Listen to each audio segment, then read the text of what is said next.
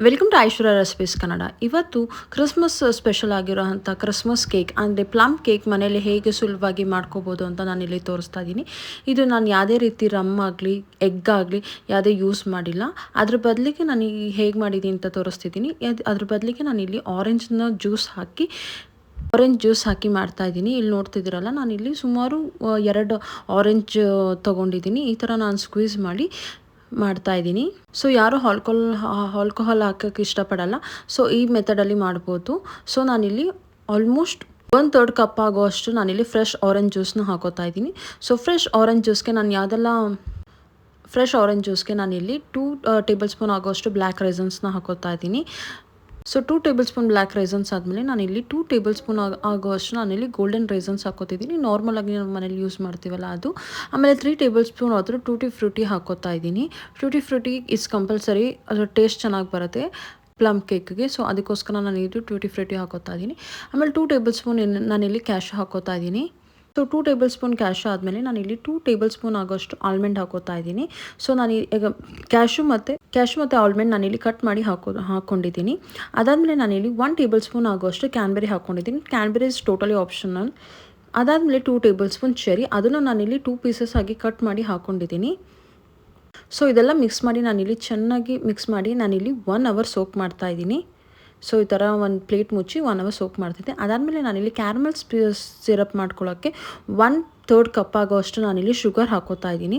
1/3 cup ಆಗೋಷ್ಟು ನಾನಿಲ್ಲಿ sugar ಹಾಕ್ಕೊಂಡು ಅದಕ್ಕೆ ನಾನಿಲ್ಲಿ 2 ಟೇಬಲ್ ಸ್ಪೂನ್ ಆಗೋಷ್ಟು ವಾಟ್ರ್ ಹಾಕ್ಕೊಂಡು ಫಸ್ಟ್ ಈ ಥರ ನಾನಿಲ್ಲಿ ಕಲಿಸ್ಕೋತಾ ಇದ್ದೀನಿ. ಸೊ ಇದು ಯಾವ ಕನ್ಸಿಸ್ಟೆನ್ಸಿ ಅಂದರೆ ಕ್ಯಾರಮಲೈಸ್ ಆಗೋ ತನಕ ನಾನಿಲ್ಲಿ ಕಂಟಿನ್ಯೂಸ್ ಆಗಿ ಕೈ ಬಿಡ್ತಿರಂಗೆ ಹಿಂಗೆ ತಿರುಗಿಸ್ಕೋತಾ ಇದ್ದೀನಿ. ಇಲ್ಲಿ ನೋಡ್ತಿದ್ದೀರಲ್ಲ, ಸೊ ಈ ಥರ ತಿರುಗಿಸ್ಕೋತಾನೇ ಇರಬೇಕು.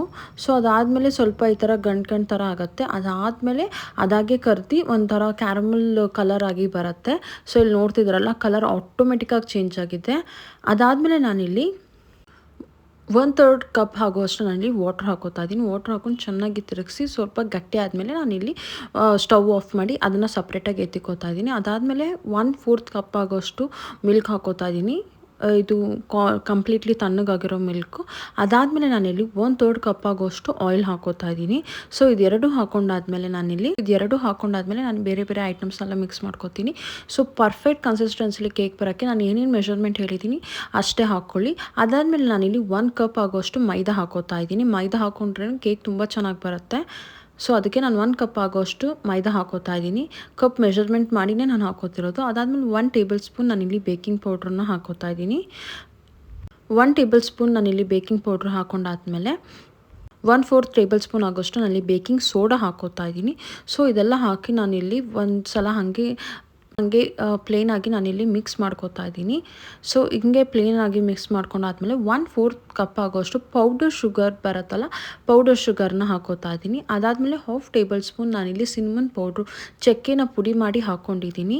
ಅದಾದಮೇಲೆ ನಾನಿಲ್ಲಿ 1/2 ಟೇಬಲ್ ಸ್ಪೂನ್ ಜಿಂಜರ್ ಪೌಡ್ರ್ ಹಾಕ್ಕೊಂಡಿದ್ದೀನಿ. ಡ್ರೈ ಜಿಂಜರ್ ಪೌಡ್ರನ್ನ ಹಾಕ್ಕೊಂಡಿದ್ದೀನಿ. ಅದಾದಮೇಲೆ ನಾನಿಲ್ಲಿ 1/4 ಟೇಬಲ್ ಸ್ಪೂನ್ ಆಗೋಷ್ಟು ನಟ್ಮೇಗ್ನ ನಾನು ಹಾಗೆ ತುರ್ಕೊಂಡಿದ್ದೀನಿ. ಸೊ ಟೇಸ್ಟ್ ಚೆನ್ನಾಗಿರುತ್ತೆ ಅಂತ. ಅದಾದಮೇಲೆ ನಾನಿಲ್ಲಿ ವೆನಿಲಾ ಎಸೆನ್ಸ್ ಹಾಕ್ಕೊಂಡಿದ್ದೀನಿ. ಜಸ್ಟ್ ಲೈಕ್ 2 ಡ್ರಾಪ್ಸ್ ಆಗೋಷ್ಟು ನಾನಿಲ್ಲಿ ವೆನಿಲಾ ಎಸೆನ್ಸ್ ಹಾಕ್ಕೊಂಡಿದ್ದೀನಿ. ಬಿಕಾಸ್ ಆ ಮಾಯ್ಸ್ಟ್ ಟೆಕ್ಸ್ಚರ್ ಬರಲಿ ಅಂತ ಹಾಕ್ಕೊಂಡಿದ್ದೀನಿ. ಅದಾದಮೇಲೆ ನಾವೇನು ಕ್ಯಾರಮಲ್ ಸಿರಪ್ ಮಾಡ್ಕೊಂಡಿದ್ವಿ ಆವಾಗಲೇ ತೋರಿಸಿದ್ನಲ್ಲ, ಅದನ್ನು ನಾನಿಲ್ಲಿ ಸೇರಿಸ್ಕೊತಾ ಇದ್ದೀನಿ. ಸೊ ನೋಡಿದ್ರಲ್ಲ, ಕ್ಯಾರಮಲ್ ಸಿರಪ್ಪು ನಾನು ಆವಾಗ ಮಾಡಿಟ್ಕೊಂಡಿದ್ದು ಹಾಗೇ ಇದೆ, ಕನ್ಸಿಸ್ಟೆನ್ಸಿ ಚೇಂಜ್ ಆಗಿಲ್ಲ. ಸೊ ಇದಕ್ಕೆಲ್ಲ ನಾವು ಕರೆಕ್ಟಾಗಿ ಮೆಷರ್ಮೆಂಟಲ್ಲಿ ಮಾಡಿಕೊಂಡ್ರೆ ಕರೆಕ್ಟಾಗಿ ಪರ್ಫೆಕ್ಟಾಗಿ ಕೇಕ್ ಬರುತ್ತೆ. ಸೊ ಅದಾದಮೇಲೆ ನಾನಿಲ್ಲಿ ನಾವೇನು ಫ್ರೂಟ್ಸ್ ಎಲ್ಲ ಸೋಕ್ ಮಾಡಿ ಇಟ್ಕೊಂಡಿದ್ವಲ್ಲ ಅದನ್ನು ನಾನಿಲ್ಲಿ ಮಿಕ್ಸ್ ಮಾಡ್ಕೋತಾ ಇದ್ದೀನಿ. ಸೊ ನಾನು ಇಲ್ಲಿ ಆಲ್ಮೋಸ್ಟ್ 1 ಅವರ್ ನಾನಿಲ್ಲಿ ಸೋಕ್ ಮಾಡಿ ಇಟ್ಕೊಂಡಿದ್ದೀನಿ. ಸೊ ಫ್ರೂಟ್ ಜ್ಯೂಸಲ್ಲಿ, ಆರೆಂಜ್ ಜ್ಯೂಸಲ್ಲಿ ನಾವು ಸೋಕ್ ಮಾಡಿ ಇಟ್ಕೋತಿರೋದ್ರಿಂದ 1 hour is more than enough. 1 hour soak ಮಾಡಿ ಇಟ್ಕೊಂಡ್ರೆ ಇಸ್ ಫೈನ್. ಅದಾದಮೇಲೆ 1 ಅವರ್ ಸೋಕ್ ಮಾಡಿ ಇಟ್ಕೊಂಡಿರೋಂತಹ ಡ್ರೈ ಫ್ರೂಟ್ಸ್ನ ಹಾಕಿ ಚೆನ್ನಾಗಿ ಮಿಕ್ಸ್ ಮಾಡ್ಕೋತಾ ಇದ್ದೀನಿ.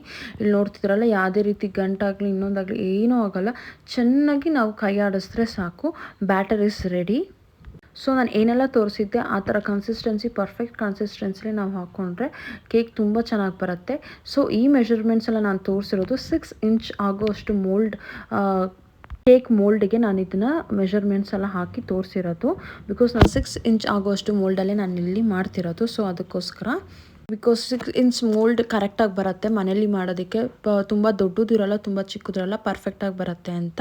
ಸೊ ಇಲ್ಲೆಲ್ಲ ಬ್ಯಾಟರ್ ಇಸ್ ರೆಡಿ. ನಾನಿಲ್ಲಿ ಮೋಲ್ಡ್ಗೆ ಹಾಕೋಕ್ಕಿಂತ ಮುಂಚೆ ಈ ಥರ ಫುಲ್ಲು ಆಯಿಲ್ನ ತೊಗೊಂಡು ಈ ಥರ ಸುತ್ತ ಹಾಕೋತಾ ಇದ್ದೀನಿ. ಇಲ್ಲಿ ನೋಡ್ತಿರಲ್ಲ, ಬೇಸ್ಗೂ ಹಾಕಬೇಕು ಮತ್ತು ಸುತ್ತನೂ ಹಾಕ್ಕೊಂಡ್ರೆ ಯಾವುದೇ ರೀತಿ ಸಿಯಲ್ಲ, ತಲ ಹಿಡಿಯಲ್ಲ. ಸೊ ಅದಕ್ಕೋಸ್ಕರ ಫುಲ್ ಈ ಥರ ನಾನಿಲ್ಲಿ ಆಯಿಲಿಂದ ಗ್ರೀಸ್ ಮಾಡ್ಕೋತಾ ಇದ್ದೀನಿ ಮೋಲ್ಡ್ನ. ಸೊ ಆಯಿಲಿಂದ ಗ್ರೀಸ್ ಮಾಡಾದ್ಮೇಲೆ ಮೋಲ್ಡ್ನ ಒಂದು ಬಟರ್ ಪೇಪರ್ ಶೀಟ್ ತೊಗೊಂಡು ನಾನು ಇಲ್ಲಿ ಕಟ್ ಮಾಡಿ ಇಟ್ಕೊಂಡಿದ್ದೀನಿ ಅದೇ ಸೈಜ್ ಪ್ರಕಾರ.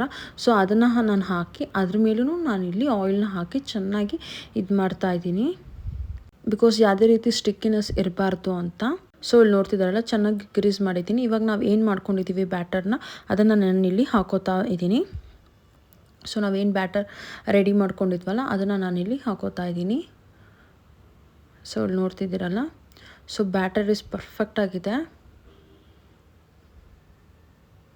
ಸೊ ಎಲ್ಲ ಬ್ಯಾಟರ್ ನಾನು ಏನೇನು ಮಾಡ್ಕೊಂಡಿದ್ದೆ ಅದನ್ನೆಲ್ಲ ಒಂದೇ ಇದಾಗಿ ಹಾಕೋತಾ ಇದ್ದೀನಿ.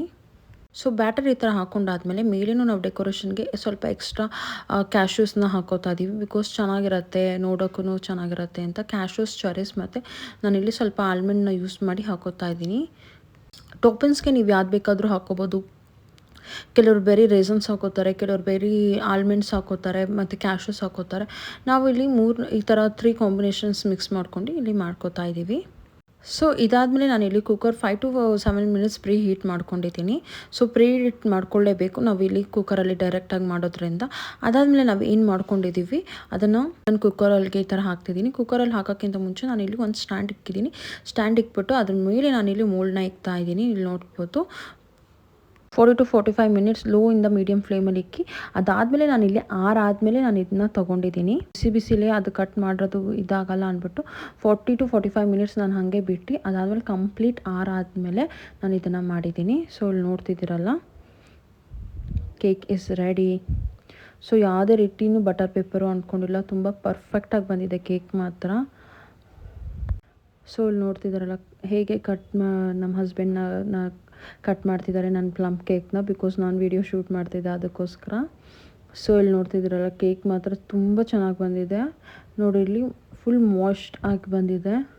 ಸೊ ನಾವು ವೆನಿಲಾ ಎಸೆನ್ಸ್ ಮತ್ತು ಇದು ಹಾಕಿರೋದ್ರಿಂದ ತುಂಬಾ ಚೆನ್ನಾಗಿ ಬಂದಿದೆ ಪ್ಲಮ್ ಕೇಕ್ ಮಾತ್ರ. Wish you happy Christmas and thank you for watching. ನೀವು ಮನೇಲಿ ಟ್ರೈ ಮಾಡಿ, ಹೇಗೆ ಬಂತು ನನ್ನ ಕಮೆಂಟ್ಸ್ ಸೆಕ್ಷನಲ್ಲಿ ಕಮೆಂಟ್ಸ್ ಮಾಡಿ. Thank you for watching.